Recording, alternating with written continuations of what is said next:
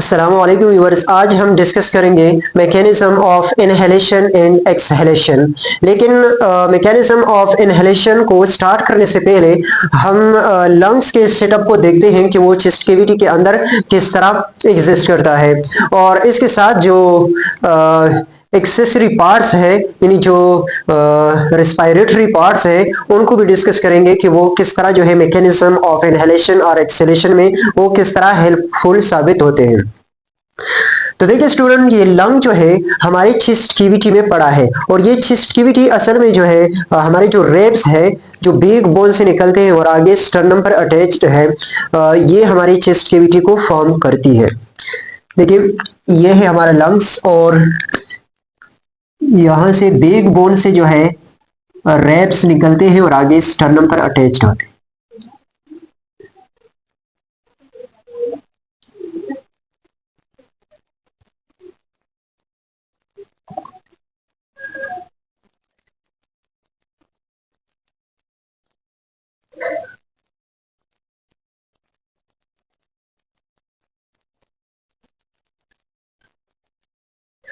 ये है स्टूडेंट हमारी चेस्ट कैविटी, और ये हमारे रेब्स है, यानी जो कि चेस्ट कैविटी को फॉर्म करती है। अब इन रेब्स के दरमियान हमारे इंटरकॉस्टल मसल्स मौजूद हैं। इंटरकॉस्टल मसल्स यहाँ पर मौजूद है।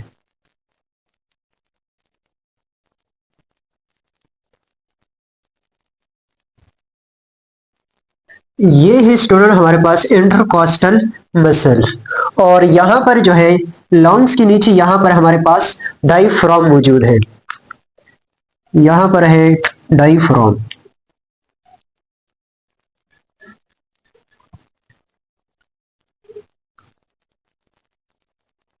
ये है हमारे पास स्टूडेंट डायफ्राम। अब देखिए स्टूडेंट, लंग्स के ऊपर हमारे पास एक मेम्ब्रेन है, डबल लेयर्ड मेम्ब्रेन है, जिसको हम कहते हैं प्ल्यूरा। प्ल्यूरा जो है ये हमारे पास डबल लेयर्ड मेम्ब्रेन है। देखिए एक लेयर जो है प्ल्यूरा का, एक लेयर जो है वो लंग्स को कवर करता है, मतलब लंग्स के ऊपर पड़ा रहता है, लंग के साथ टच्ड है, अटैच्ड विद द लंग्स।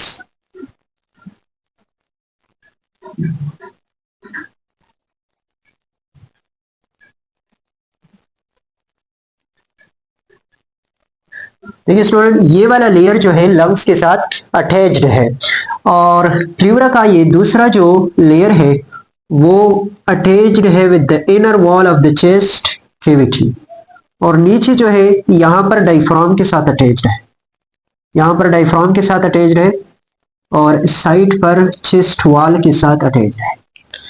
अब देखिए ये प्ल्यूरा जो है डबल लेयर मेम्ब्रेन है। ये वाला लेयर जिसने लंग को कवर किया है, ये इनर लेयर जो है, इसको हम कहते हैं वेसेरल प्ल्यूरा। इसको हम कहते हैं वेसेरल प्ल्यूरा। और ये जो आउटर लेयर है इसको हम कहते हैं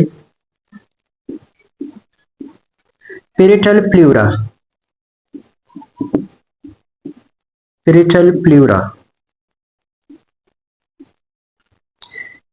इनर लेयर यानी वेसेरल प्ल्यूरा जो है इसने लंग को कवर किया है, और जो कि पेरिटल प्ल्यूरा है ये चेस्ट वाल के, जो चेस्ट का इनर वाल है, चेस्ट के इनर वाल के साथ अटैच्ड है।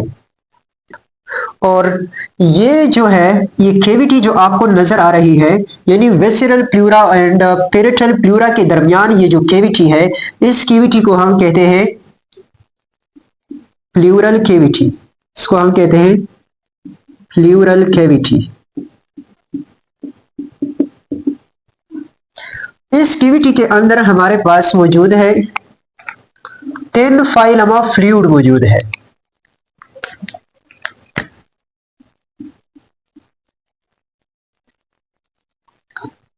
देखिए स्टूडेंट, प्ल्यूरा के जो 2 लेयर्स हैं इनके दरमियान हमारे पास क्या है, प्ल्यूरल कैविटी है। इस प्ल्यूरल कैविटी के अंदर हमारे पास मौजूद है थिन फिल्म ऑफ फ्लूइड मौजूद है, थिन फिल्म ऑफ फ्लूइड मौजूद है, जिसको हम प्ल्यूरल फ्लूइड कहते हैं। ये है हमारे पास प्ल्यूरल फ्लूइड।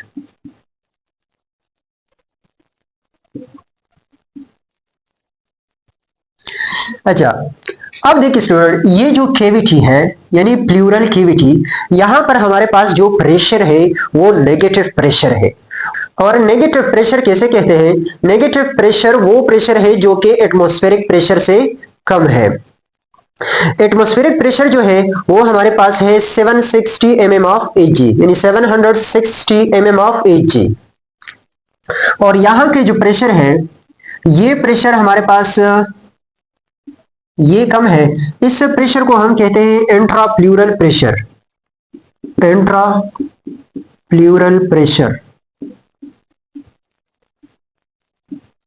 और यहां की जो प्रेशर है वो है हमारे पास 756 mm of Hg। 756 mm of Hg, यानी 4 यूनिट कम है किससे? एटमॉस्फेरिक प्रेशर से। एटमॉस्फेरिक प्रेशर जो है वो हमारे पास क्या है? एटमॉस्फेरिक प्रेशर सी लेवल पर हमारे पास है 760 mm ऑफ Hg। अब देखिए स्टूडेंट, इसी डिफरेंस की वजह से ये जो प्रेशर डिफरेंस है, इसी की बुनियाद पर हमारा लंग्स जो है वो कोलैप्स होने से बचता है। यानी हमारा लंग्स जो है ये इलास्टिक टिश्यू से बना है, और ये लंग्स जो है इनवर्ड जो है कोलैप्स होने की कोशिश करता है, लेकिन कोलैप्स नहीं होता, क्योंकि यहां पर जो प्रेशर है वो नेगेटिव प्रेशर है, एटमॉस्फेरिक प्रेशर से कम है। जबकि लंग्स के अंदर, यानी लेट्स सपोज यहां पर अगर देखें, यहां पर हमारे पास एल्वुलाई मौजूद है। यहां पर एल्वुलाई मौजूद है, और इन एल्वुलाई पर जो है एटमॉस्फेरिक प्रेशर लग रहा है। एटमॉस्फेरिक प्रेशर जो है इसको एक्सपेंड करने की कोशिश करता है। तो हमारा लंग्स जो है ये एक्सपेंडेड फॉर्म में है, ये एक्सपेंडेड फॉर्म में है। लास्ट में जो है इसी की बुनियाद पर मैं एक कॉन्सेप्ट को क्लियर करूंगा, लेकिन यहां पर मैं इतना कहूंगा कि हमारा लंग्स जो है चेस्ट कैविटी के अंदर वो एक्सपेंडेड फॉर्म में है। अगर हम लंग्स को चेस्ट कैविटी से बाहर निकाल कर रख दे तो लंग जो है साइज के लिहाज से छोटा हो जाएगा। लंग साइज के लिहाज से छोटा हो जाएगा, इसलिए कि वहां पर, यहां पर अगर हम देखें तो यहां पर नेगेटिव प्रेशर है, जबकि लंग्स के इनसाइड एटमॉस्फेरिक प्रेशर एक्सर्ट हो रहा है, और लंग को क्या कर रहा है? इसी नेगेटिव प्रेशर की तरफ लंग को एक्सपेंड करता है। तो इसी वजह से लंग जो है हमारे वो चेस्ट कैविटी के अंदर एक्सपेंडेड फॉर्म में है, और इसी प्रेशर डिफरेंस की बुनियाद पर जो है हमारा लंग जो है वो कोलैप्स नहीं हो जाता। और इसी प्रेशर डिफरेंस की बुनियाद पर हमारे लंग में जो है हमेशा के लिए रेसिडुअल वॉल्यूम जो है, इंशाल्लाह लंग वॉल्यूम्स जो है, लंग वॉल्यूम्स एंड कैपेसिटी पर भी मैं लेक्चर को इंशाल्लाह रिकॉर्ड करूंगा। लेकिन यहां पर जो है मैं सिर्फ इतना कहता हूं कि रेसिडुअल वॉल्यूम जो है ये वो वॉल्यूम है जिसको हम अपने लंग से जो है ब्रीथ आउट नहीं कर सकते। चाहे हम जितनी भी कोशिश करें हम इसको ब्रीथ आउट नहीं कर सकते, और वो इसलिए कि यहां पर हमारे पास नेगेटिव प्रेशर है, जबकि लंग्स पर इंटरनल एक्सटर्नल से एटमॉस्फेरिक प्रेशर लग रहा है, और लंग को एक्सपेंड करता है टुवर्ड्स द नेगेटिव प्रेशर, ताकि नेगेटिव प्रेशर को क्या कर सके? बैलेंस कर सके। तो ये जो डिफरेंस है, ये 4 यूनिट का जो डिफरेंस है, ये हमेशा के लिए यहां पर रहते हैं, चाहे हम एयर को इनहेल करते हैं या एक्सहेल करते हैं, या जो है ना इनहेलेशन करते हैं ना एक्सहेलेशन करते हैं, इस तरह यू खड़े हैं, तब भी जो है ये नेगेटिव प्रेशर यानी 756 mm ऑफ Eg का प्रेशर यहां पर होता है, जिसने लंग्स को एक्सपेंड कर रखा है। अच्छा स्टूडेंट, अब मैकेनिज्म पर आते हैं कि इनहेलेशन का ये मैकेनिज्म किस तरह चलता है। देखिए स्टूडेंट, इनहेलेशन का मैकेनिज्म जो है ये हमारे पास एक एक्टिव प्रोसेस है। एक्टिव प्रोसेस है क्योंकि इसमें हम जो है कॉन्ट्रैक्शन ऑफ मसल करते हैं, contraction of muscles and utilization of energy होती है, इसलिए ये प्रोसेस जो है हमारे पास क्या है? ये एक्टिव प्रोसेस है। तो अब देखिए स्टूडेंट, हम जब इनहेलेशन करते हैं तो क्या होता है? यहां पर देखिए स्टूडेंट, यहां पर हमारे ब्रेन है,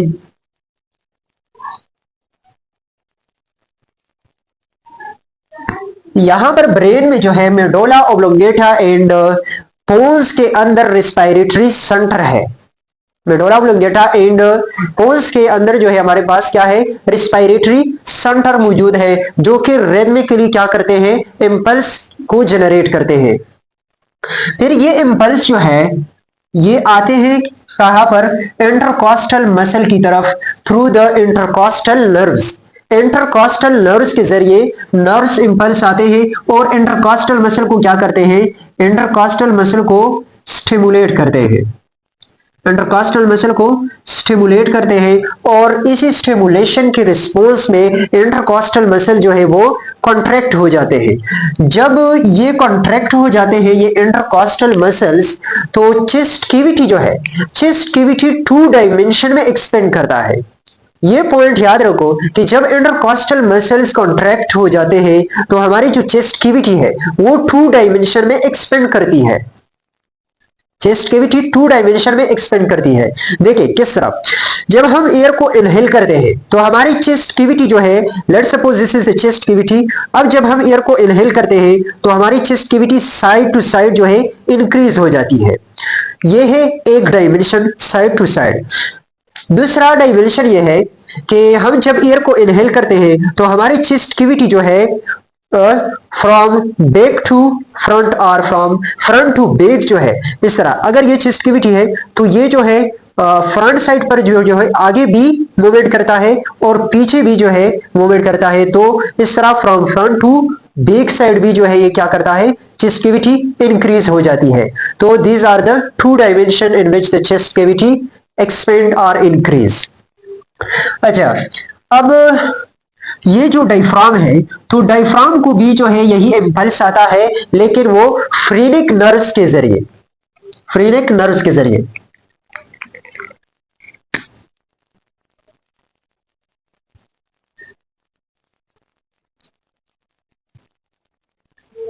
इंटरकॉस्टल मसल को जो इम्पल्स आता है तो वो फ्रीनिक नर्व्स के जरिए जो है यहां पर आता है और डायफ्राम को क्या करता है, डायफ्राम को स्टिमुलेट करता है। अब इस स्टिमुलेशन के रिस्पॉन्स में डायफ्राम क्या करता है, डायफ्राम कॉन्ट्रैक्ट हो जाता है। जब डायफ्राम कॉन्ट्रैक्ट हो जाता है तो डायफ्राम जो है डूम शेप से स्ट्रेट फॉर्म में आ जाता है, डायफ्राम जो है स्ट्रेट फॉर्म में आ जाता है। देखिए अब डायफ्राम जब कंट्रैक्ट करता है तो हमारी चेस्ट कैविटी जो है 1 डायमेंशन में क्या हो जाती है, इंक्रीज हो जाती है और वो है वर्टिकली इंक्रीज आती है।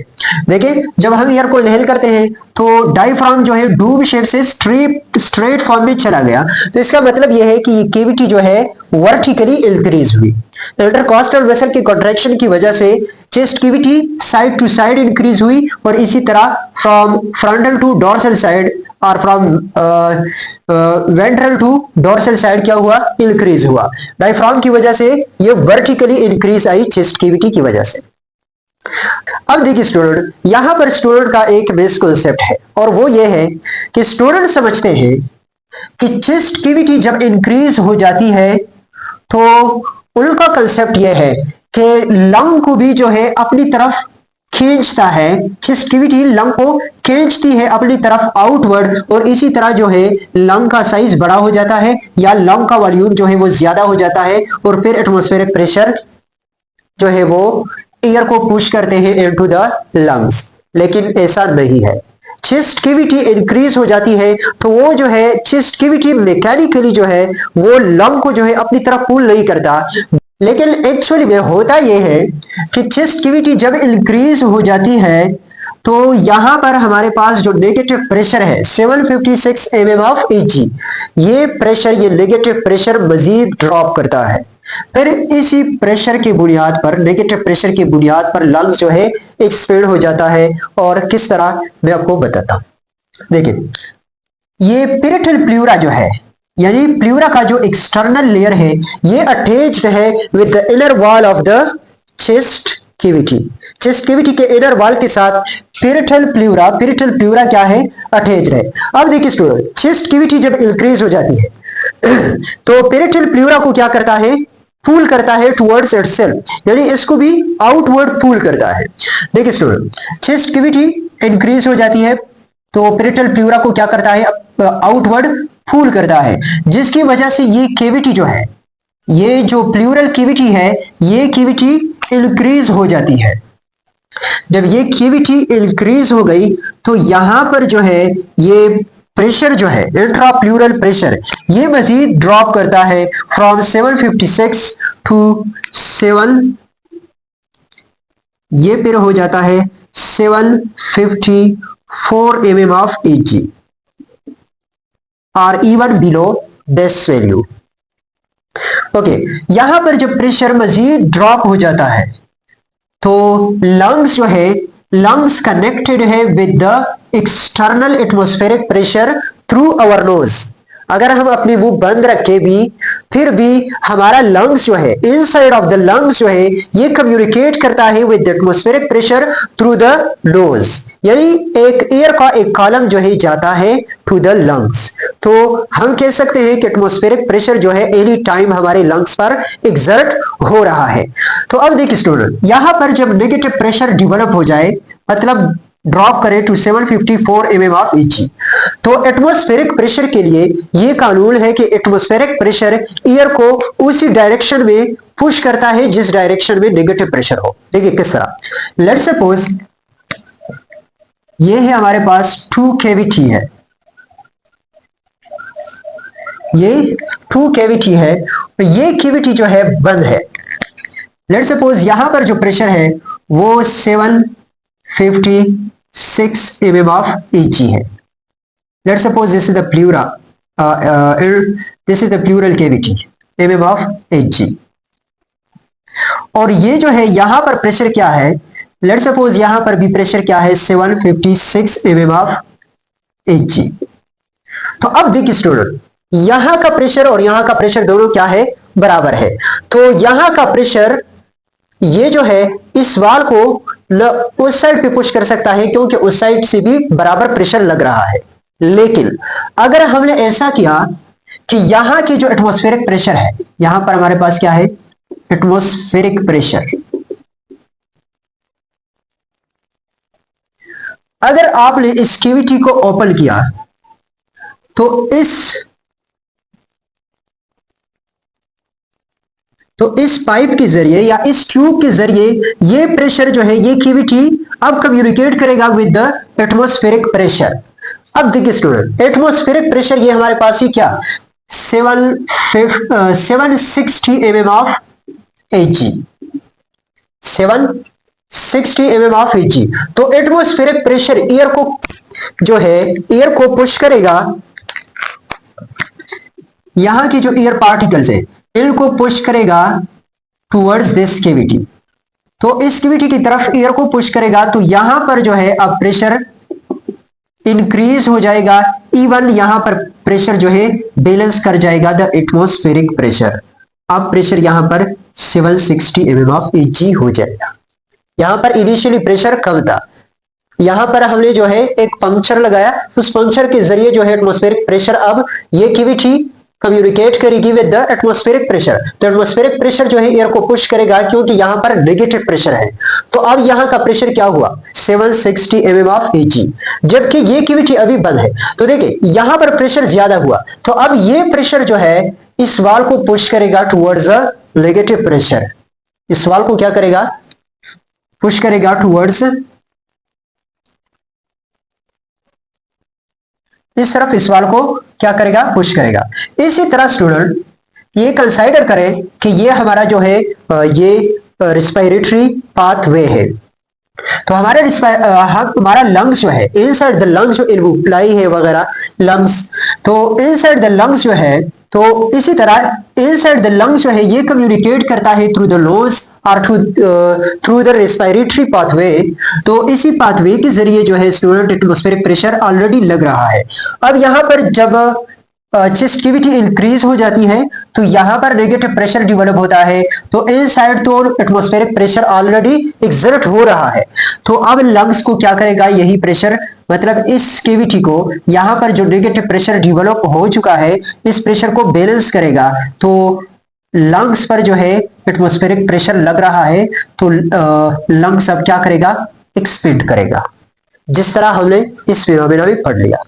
तो यहां पर जो नेगेटिव प्रेशर डेवलप होता है, दरअसल इसी नेगेटिव प्रेशर की वजह से इसी नेगेटिव प्रेशर की वजह से एटमॉस्फेरिक प्रेशर एक्सर्ट हो रहा है इनसाइड द लंग्स, तो लंग्स को क्या करेगा, एक्सपेंड करेगा against the chest cavity walls और against the walls of chest cavity. तो ये है हमारे पास इनहेलेशन का मैकेनिज्म। अच्छा स्टूडेंट, अब अगर आपसे कोई पूछे कि अगर हम लंग्स को चेस्ट कैविटी से बाहर निकाल कर रख दे तो लंग्स जो है वो साइज के लिहाज से छोटा हो जाएगा या बड़ा हो जाएगा। इसी तरह अगर हमने लंग्स को चेस्ट कैविटी से बाहर निकाल कर रख दिया तो चेस्ट कैविटी जो है ये आउटवर्ड मूव करेगा या इनवर्ड जो है मूव करेगा। तो स्टूडेंट जवाब ये है कि लंग्स जो है ये चेस्ट कैविटी के अंदर एक्सपेंडेड फॉर्म में है, एक्सपेंडेड फॉर्म में है, क्योंकि रेप केज जो है ये नेचुरली टेंडेंसी शो करती है कि ये आउटवर्ड मूव करती है, आउटवर्ड मूव करती है। तो आउटवर्ड मूव से यहां पर जो है पेरिटल प्लूरा अटैच्ड है with the inner wall of the chest cavity, तो यहां पर नेगेटिव प्रेशर डेवलप होता है जिसकी वजह से फिर जो है एटमॉस्फेरिक प्रेशर लंग्स पर लगता है जिसको एक्सपेंड करता है। तो अगर हम लंग्स को बाहर निकाल दें तो फिर यहाँ की जो नेगेटिव प्रेशर है ये खत्म हो जाएगा, और अगर यहां पर नेगेटिव प्रेशर खत्म हुआ तो फिर लंग्स जो है खुद को रिकॉइल करेगा, यानी लंग्स जो है श्रिंक हो जाएगा, साइज के लिहाज से छोटा हो जाएगा। इसी तरह चेस्ट कैविटी जो है ये आउटवर्ड मूव करेगा। अगर हम लंग्स को बाहर निकाल कर रख दे तो रेप केज जो है ये क्या करेगा, आउटवर्ड मूव करेगा, क्योंकि लंग्स जो है वो लंग्स के रिकॉइलिंग इफेक्ट से आजाद हो जाएगा, तो रेप केज जो है वो स्लाइटली आउटवर्ड क्या करेगा, मूव करेगा। स्टूडेंट एक्सहेलेशन का जो मैकेनिज्म है that is just opposite to the inhalation. Inhalation में मसल्स कॉन्ट्रैक्ट करते हैं जबकि एक्सहेलेशन में मसल्स जो है वो रिलैक्स हो जाते हैं। तो डायफ्राम रिलैक्स हो जाता है, डूम शेप में चला जाता है। इसी तरह वर्टिकली जो है ये वॉल्यूम चेस्ट कैविटी का वर्टिकली वॉल्यूम डिक्रीज हो जाता है। इसी तरह रेप केज जो है ये इनवर्ड मूव करता है जिसकी वजह से चेस्ट कैविटी की जो वॉल्यूम है वो डिक्रीज हो जाता है, और फिर डिक्रीज से यहाँ पर जो नेगेटिव प्रेशर डेवलप हो चुका था वो नेगेटिव प्रेशर कम हो जाता है। तो इनसाइड द लंग्स जो है लंग्स का वॉल्यूम जो है वो कम हो जाता है। जब लंग्स का वॉल्यूम कम हो जाता है तो बोयल लॉ के मुताबिक जहां पर वॉल्यूम कम हो जाता है तो प्रेशर बढ़ जाता है अगर टेम्परेचर कांस्टेंट हो। तो देखिए लंग्स का वॉल्यूम जब कम हो जाता है, रिड्यूस हो जाता है, तो प्रेशर बढ़ जाता है। इसी तरह एयर जो है ब्रीथ आउट किया जाता है। इसी तरह इनहेलेशन में क्या होता है कि लंग्स का वॉल्यूम जो है वो बढ़ जाता है, लंग्स का वॉल्यूम बढ़ जाता है तो प्रेशर ड्रॉप करता है, और इसी तरह जो है एयर रश करता है एटमॉस्फेरिक प्रेशर की पुश की वजह से, और लंग्स जो है इस तरह एक्सपेंड करता है। That's enough for today. इंशाल्लाह मिलेंगे नेक्स्ट लेक्चर में, और नेक्स्ट लेक्चर होगा लंग वॉल्यूम्स एंड कैपेसिटी पर, और वहां पर जो है हम स्पायरोमेट्री को भी इंशाल्लाह जिक्र करेंगे। और जो रेजिडुअल वॉल्यूम चूंकि स्पायरोमेट्री के जरिए डायरेक्टली फाइंड नहीं किया जा सकता, बल्कि उनके लिए एक फार्मूला है, उस फार्मूले की डेरिवेशन इंशाल्लाह करेंगे नेक्स्ट लेक्चर में। तब तक के लिए अल्लाह हाफिज, सलाम अलैकुम।